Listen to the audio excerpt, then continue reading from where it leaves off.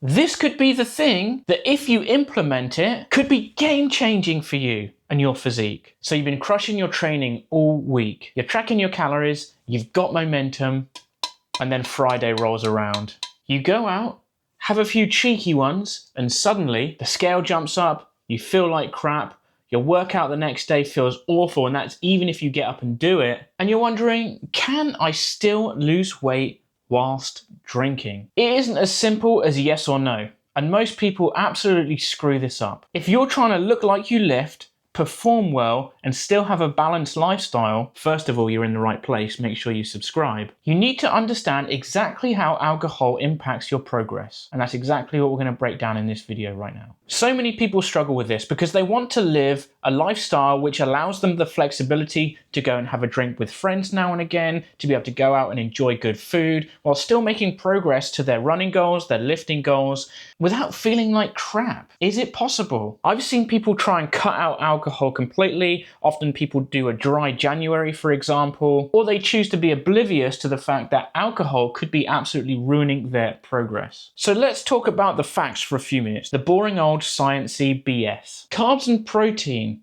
have 4 calories per 1 gram. So every time you have a gram of protein or carbohydrate, not a gram of the food itself, but within that food, it has a certain amount of grams of either protein or carbohydrate. Let's say, for example, a chicken breast. A 200-gram chicken breast is going to give you potentially 30 to 40 grams of protein. So 1 gram of that is equal to 4 calories worth of energy for the body. Fats, over double that, have 9 calories per gram. That's why peanut butter and oil are way more calorie dense than a chicken breast or a slice of bread, as an example. Now, these are seen usually as the 3 macronutrients, but actually there's 4 macronutrients. And the other one of those is alcohol. Alcohol has 7 calories per gram. And that won't include any carbohydrate that is in the drink as well. So you would have to add that on top of your 7 calories per gram. And so the alcohol itself is quite calorie dense. More calorie dense than protein and carbohydrate, very easy to sink back. Not only that, but these calories are not going to provide your body with anything meaningful when it comes to recovering from training, when it comes to building muscle, or when it comes to feeling satiated and full, which is a big thing when you're on a diet. You want to feel full. Otherwise, if you're eating crappy food, you're just going to feel hungry all the time. You don't want that when you're on a diet. We'll get onto that later. You may have heard also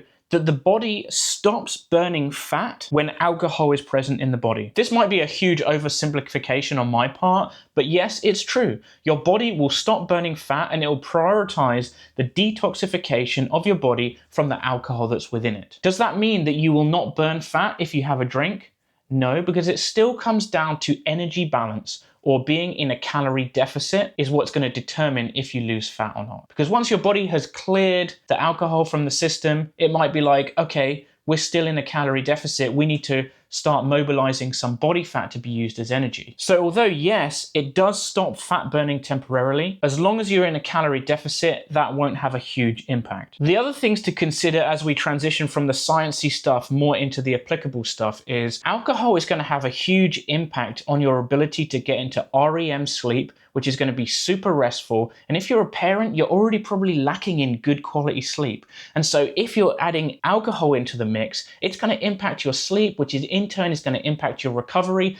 As a busy parent or someone that works hard, that you already probably don't get enough of that to begin with, and throwing alcohol into the mix is going to make things way harder for you. Now, I'm not anti-alcohol. I don't drink very much for multiple reasons. One, I had a bad relationship with alcohol when I was at university. I used to go out binge drinking most nights. I was never an alcoholic, but I used to go out binge drinking, and it's one of my biggest regrets. And because I regret it so much, I'm not drawn to alcohol now that I'm in my mid to late 30s. On top of that, I've got 2 young kids. There's no sleeping in through a hangover, and I get some bloody awful hangovers, let me tell you. And then one of the most important reasons is because I'm serious about my training and about my nutrition, as much so as an athlete would be. I'm a wannabe athlete. I can't perform like an Olympian, but I'll do my bloody best. And for that reason, I don't really consume that much alcohol. But I'm not anti-alcohol, and so it's okay to have a flexible lifestyle and still include it if you're sensible. And so what does sensible mean exactly? Well,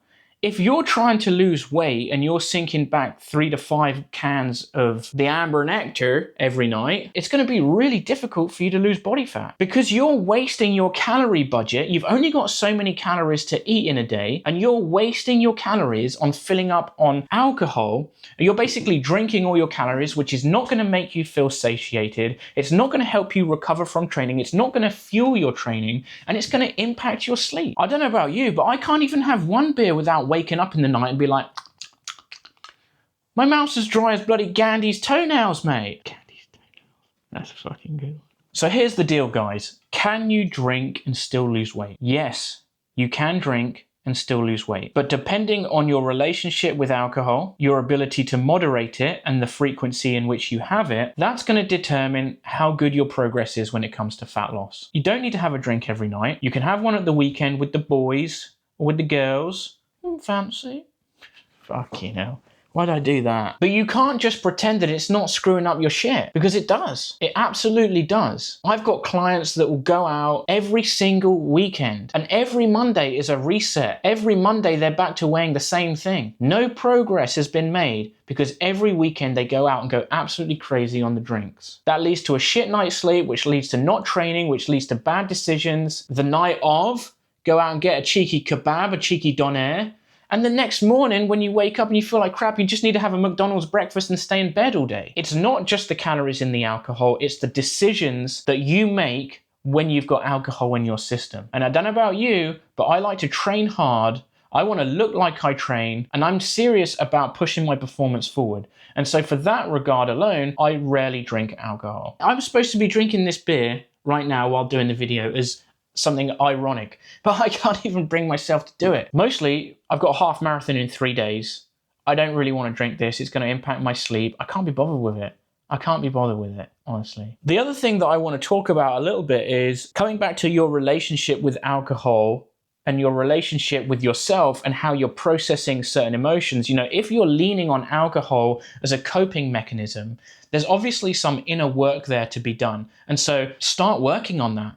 Because you can't rely on alcohol to make you feel better. It's a temporary fix. You have a couple beers, you feel good. If you have too many, you feel absolute garbage. But even if you just have a few, you're going to wake up feeling way worse than if you just had none. I said I'm not anti-alcohol, but it sounds like I am, to be honest. I guess I'm passionate about this topic because I have this huge regret from my 20s of drinking too much, when I could have been putting that energy into something else instead of going out to nightclubs, trying to fit in, trying to seem like I was cool. I guess everyone goes through that to a certain degree, but it's a huge regret of mine, honestly. I had some good nights out, I've made some good friends, whatever, yeah. Amazing. But still, I do not look back on that time positively, unfortunately. So here's some practical things that you can do. First of all, you can set a limit to your alcohol intake and say you're allowed to have 2 beers a week. 2 drinks a week? Well, come on, man. 2 drinks a week. What's that going to do for you? I mean, that doesn't even get you through a day. And you can have those on one night,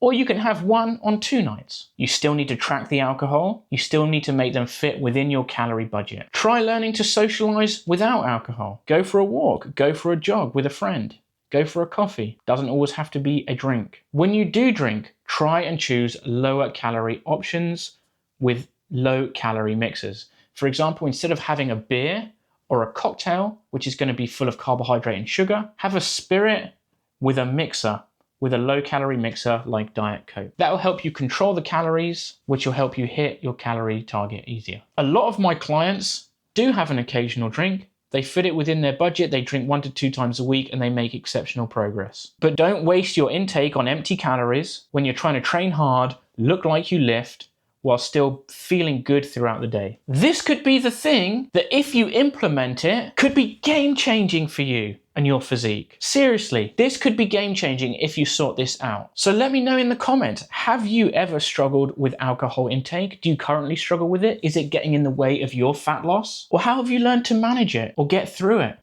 Does this video resonate at all with you? Either way, I challenge you not to drink alcohol for 30 days. see how much better your training is, see how much better your performance is, see how much better your sleep is, and your energy throughout the day. Trust me, you're going to feel way better. And if you need help with your fat loss journey, while still being flexible enough to have a couple of drinks per week, but still making amazing progress towards your fitness goals, hit me up on Instagram. I am a great fat loss coach. I've helped so many people get in really, really amazing shape. If the scale spiking up and down is having a huge impact on your ability to stick to your diet, check out this video, because I'm going to put your mind at ease and you're going to finally follow through and see some amazing progress.